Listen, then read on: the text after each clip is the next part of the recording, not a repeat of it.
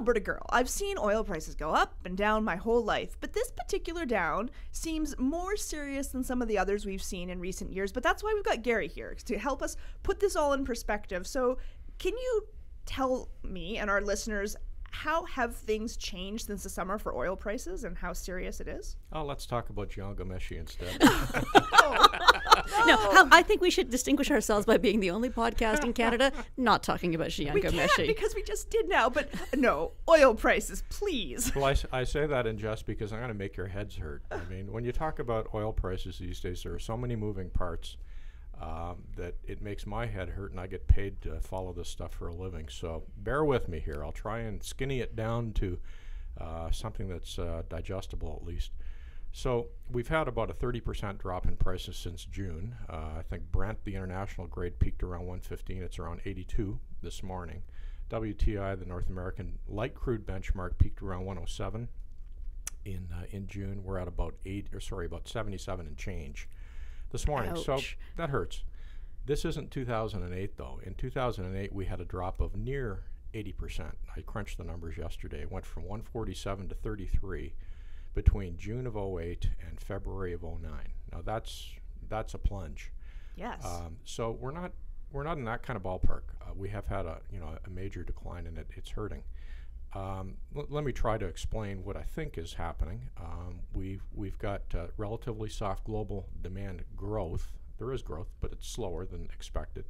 Its global demand is around, I think, 92 million barrels a day, and the growth is in the range of 300,000 barrels. The forecasters were expecting triple that, I think, a year ago or 9 months ago. Why? Slowing economy in China. It's not growing as fast as it was. Europe, of course, as everyone knows, is on the mat. They're in deep trouble. U.S. growth has been good. That's the positive surprise. Economic growth there has been stronger, but demand for oil is down because the U.S. doesn't consume as much oil as it once did. I think it peaked in around 05 or 06. So add it all up, it's kind of a slow growth global picture, and there's too much supply. The Americans are cranking out, I think, almost 9 million barrels, if I recall correctly, of crude because of this, shale boom. And Canada, of course, is growing its output. Our oil sands continue to grow in terms of output. And then you've got OPEC, which produces about 40% of the world's crude. And within OPEC, the Saudis are the big player. They produce about 40% of OPEC's total. So what you got is a battle for market share, basically. The Saudis are hurting because they're getting backed out of the U.S. market by, guess what, Canadian crude, Canadian heavy. Our exports are actually up to the U.S. over the last 5 to 10 years. The Saudis are shrinking. I think they're exporting about 900,000 barrels a day to the Americans. For the Saudis, the big market, the important market for them is China. They are the #1 supplier to China. So, and that's going to grow. All the projections are for growth in China. So you've got this kind of war going on multiple fronts. And if you look at what's happening in China, the Russians and the Saudis are squaring off. So the Saudis are undercutting their prices to China, forcing the Russians to reduce their prices, and it's causing pain on the Russians. So this is likely going to play out over several months. This is not going to be a quick fix. It's not going to end tomorrow or this week.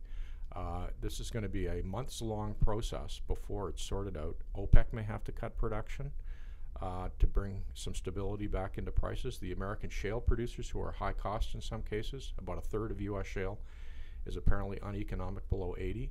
So some shale production may get curtailed, and some Canadian conventional production may get curtailed because some Canadian conventional production is high cost. So, as I say, I made your heads hurt. No, talking that about was very that. good. It hurt my head talking about it. No, I mean, but it's going to take a while. I understand more than I did 5 minutes ago.